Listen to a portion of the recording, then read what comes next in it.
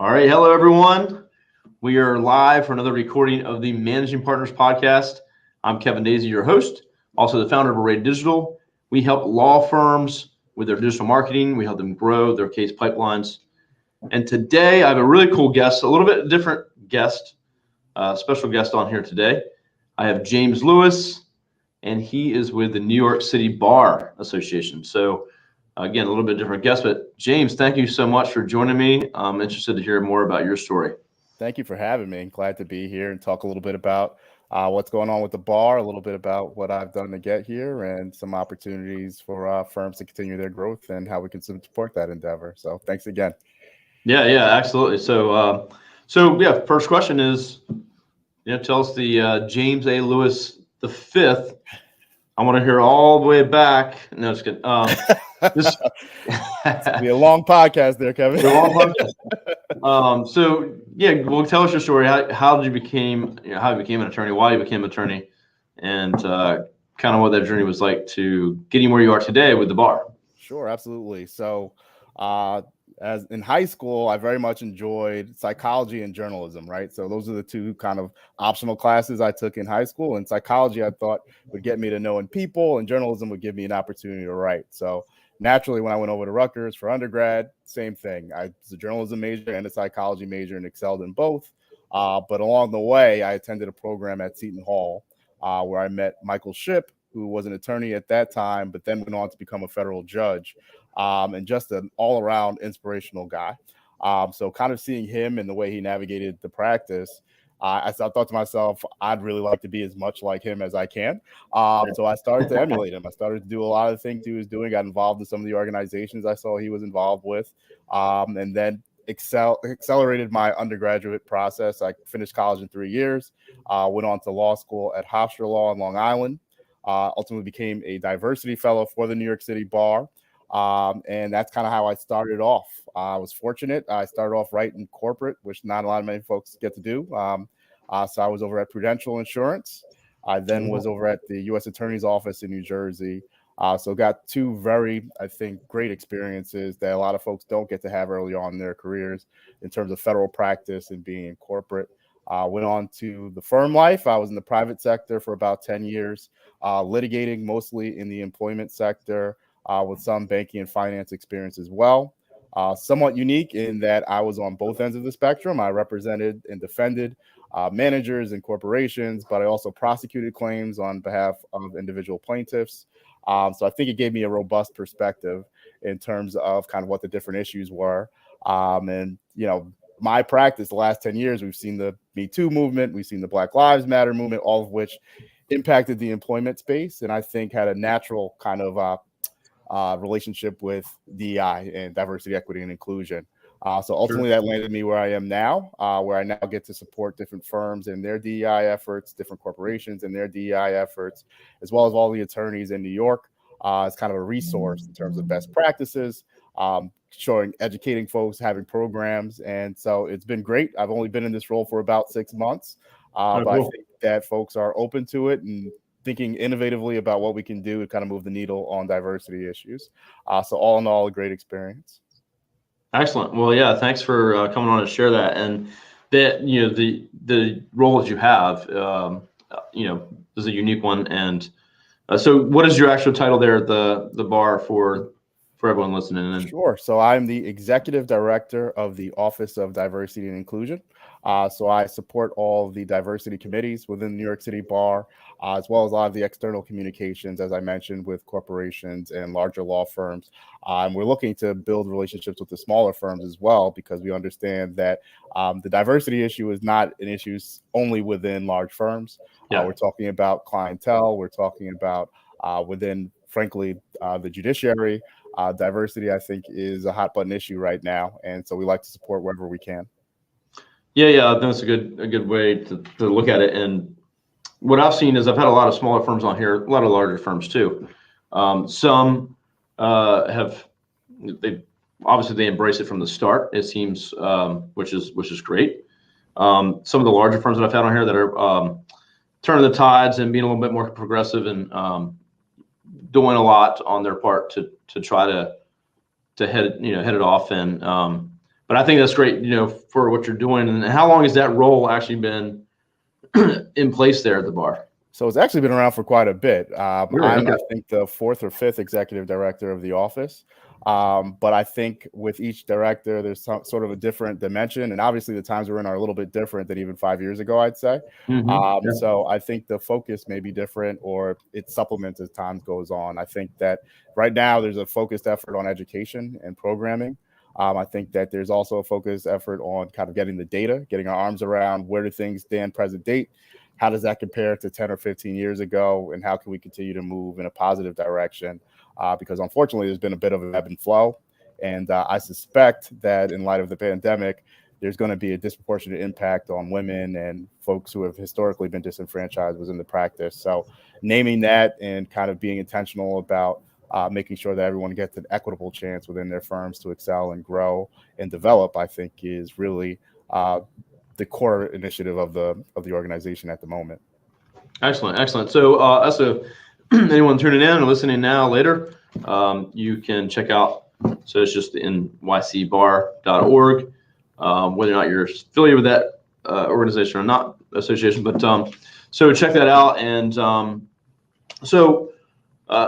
James, give me some of the ideas of maybe some of the actual programs, or if it was a firm in New York, part of the bar, what type of assistance and programs can I expect to be offered by you and your team?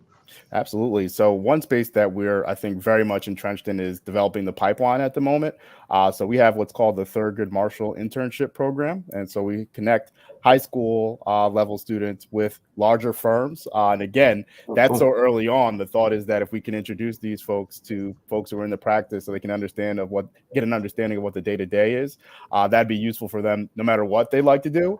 Although I do like to give a soft plug and say, think critically about becoming an attorney to the extent this interests you.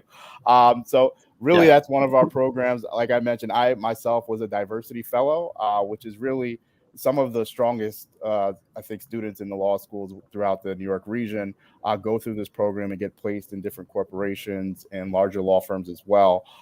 Again, that was my introduction to what the large law firm practice corporate arena looked like. And some of those relationships, frankly, have served me throughout my career. And for me, obviously, there's a bit of serendipity that I'm right back at the New York City bar now in the role of executive director. So I think that it gives you kind of the substantive skill set in learning certain areas of the law much earlier than you would ordinarily, but also the soft skills in terms of navigating what may be an unfamiliar culture, an unfamiliar climate, and finding that you can be yourself in that arena, I think is useful, particularly early on when folks haven't really become firmly wedded necessarily to one particular career path or another. Sure, yeah, and I think, and we've had 150 or more managing partners on this podcast, and I've got to talk with most of them, and my partner is also a host. So, but I've had a lot when I asked the question, hey, how or why did you become an attorney? What was the turning point? What was the moment? And quite a few were in their teens or younger when they decided that, hey, I wanted to be an attorney. I don't know what, someone was like, hey, I saw a TV show and I wanted to be that person, or whatever it may be, or hey, my grandma said, I'm going to be an attorney or a doctor. You had to choose one. So, right. So I think, for high school students, especially those in like, the debate or like beta and stuff like that, I think it's great to start them that early and have their programs out there like that. That makes a lot of sense. For me, I didn't know what I wanted to do, I don't think, until after high school. So, yep. Yeah, there was probably two defining experiences, I think, for me. When I was younger, my sister and I, the police had an interaction with my uncle in front of us. And when the police officer went to secure his baton, actually ended up hitting my sister square in the forehead. And she's 4 years younger than me. I was about 8 at the time, which means she was about 4. So I knew at that point I wanted to be kind of involved in being a change agent, making sure like things like this don't happen in the future. And again, the pre-legal program I did in college after I completed that program, I saw the law everywhere, right? It was like when I went to go iron, you're reading the warning and you know that a lawyer drafted that warning and said, hey, like, don't put this on yourself. Like someone had to actually write that on the iron. And when I was crossing the street and I'm thinking about the distance, I'm thinking there's lawyers involved in every aspect of everything that we're doing in life. And I got to the point where I couldn't unsee it. And I just became very much interested in it. So with those two pieces kind of in line, I knew that ultimately becoming an attorney was something that would be in the doing for me. I remember, not related necessarily, maybe to the iron one, but when it was, I think I was probably young, but there was incidents where someone at McDonald's spilled a coffee on themselves. And like that was I remember that in the news when I was probably a teen. I'm not sure how old I was, but teenager maybe. And that was like a big lawsuit. And then you had to put, contents in this cup or hot or whatever. Exactly. Yep. Same thing. I think they made a Seinfeld episode about it. That's how like robust it was in the culture. Exactly. So yeah, it was probably back in the 90s, I assume. But I remember that, and I was, just in school. I was just like, I guess, floored by the fact that someone could sue for millions of dollars for spilling a coffee on themselves, like they didn't know it was hot. So right. And then I just got to thinking about how many lawyers have to be involved, right? So there's probably initial cut of the warning, someone had to weigh in on it, and there's probably more litigation behind it, there's counseling behind it. And so with those thoughts running in my mind, I was like, oh, this is something that's pretty interesting. Yeah, that's crazy. Okay, well, as far as what's your day-to-day, and what if you're talking, if we have other, again, firms that are tuning in, especially in New York, smaller firms, what's kind of the message you'd like to get across to them, and if you had a chance to say, hey, you need to check out our programs, you need to come talk to me. Like, yes. So taking advantage of the environment we're in, right? I think exactly. A lot of your audience is managing partners or folks who potentially want to be managing partners. And I think that the Bar Association is of great value for business development, right? I think that you will meet attorneys in other arenas. Invariably, they may need to refer work, or they may need assistance on a component of the work that they do have. Or maybe they're in-house and they're looking for to supplement the folks that they have already working for them. So I think that in terms of relationship building, it's just invaluable, right? And I think there's a lot to be said for not knowing what you don't know, right? And so I think that when you're in these environments and you're having these conversations, it exposes you to different levels of thought. It kind of exposes you to other folks in other practices or other firms. So there's a lot of just learning. And I think that, we call the practice of law for a reason. We're always embedded in practice and trying to get better. And what better way to do it than with your peers? So I think that it allows for focused attention, but also with enough kind of organic component to it that you can gravitate to folks and folks can gravitate to you in terms of learning. And then also in terms of just like succession planning, right? Who do we want to be our next crop of new attorneys within the firm? That's a natural place to meet folks and kind of get them to know them outside of a place that's exclusively about law. How is this person as a person? How is this someone I'd like to work with? This is someone that's volunteering their time, which usually is a good thing. It bodes well because that means that they're that entrenched in this, that much more appreciative of the profession and seeing it continue to grow. So I just think it's all around a place of excellence and a place where you can grow and kind of think about things in a different fashion than you would perhaps if you were siloed. So there's something to be said for just being part of the New York community and learning about what's important to folks around you. That's excellent. Yeah, I think I've heard nothing but good things from all the bar associations that I've had other partners on, managed partners on here that are part of the bar. They're on the boards. They're involved. I've heard nothing but good things, and a lot of them attribute that to the referral business that they do get by meeting other attorneys and being involved. So that seems to be very important, especially for a small firm, a new firm starting out. It's something you probably you need to take advantage of that and get involved right away, as far as I can tell.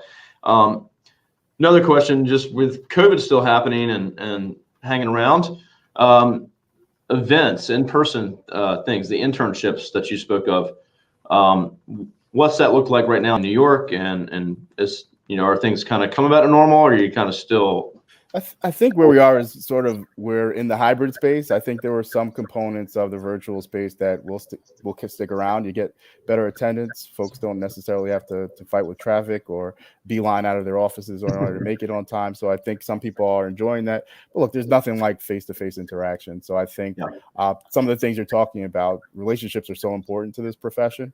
And so we definitely have had some in-person events. Some of the committees are meeting in person.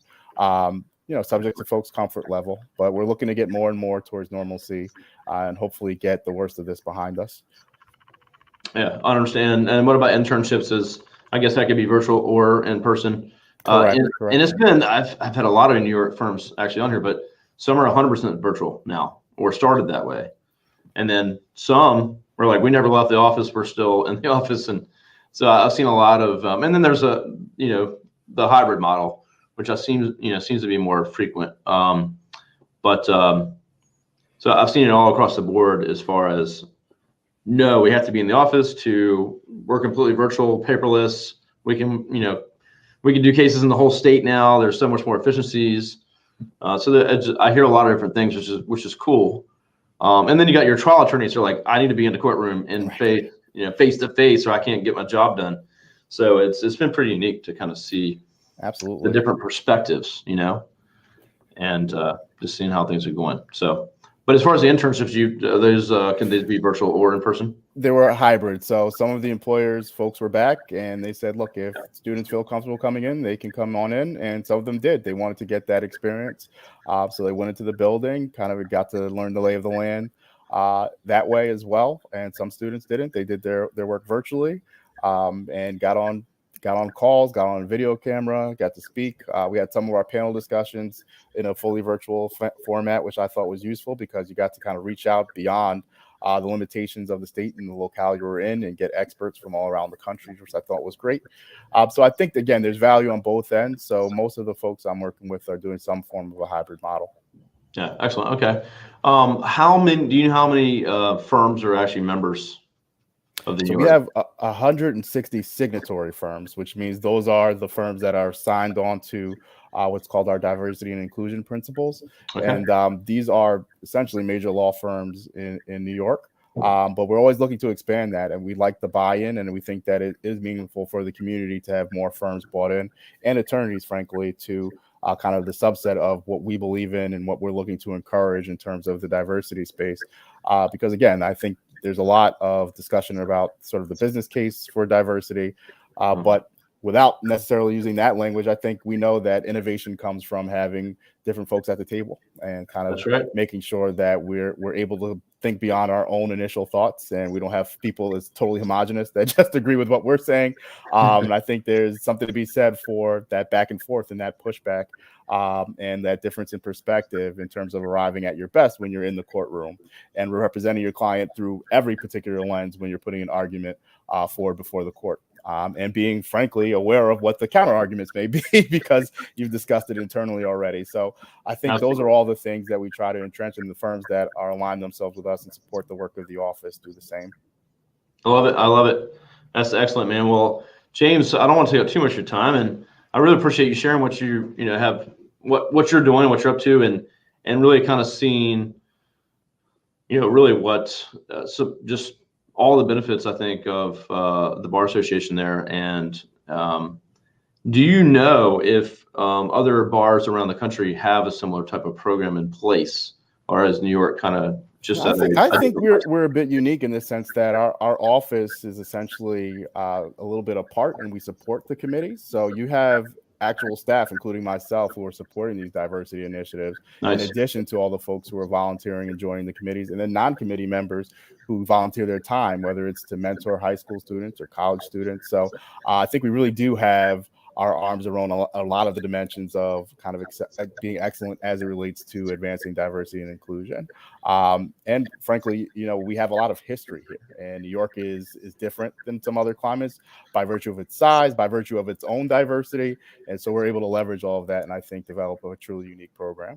That's excellent. Well, hopefully other ones can tune in and take some lessons from that and get on board. So, well, James, thanks so much for sharing all this with me today.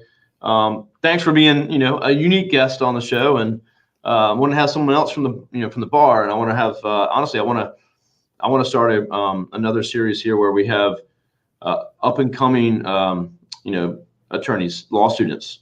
Maybe talk with some of the colleges, talk with, or even like someone in your program that's trying to intern, that maybe could be a guest to say, hey, what are they seeing in this environment? What's maybe different, or what they're seeing versus what, a managing partner's been a attorney for 30 years might, have seen when they came through.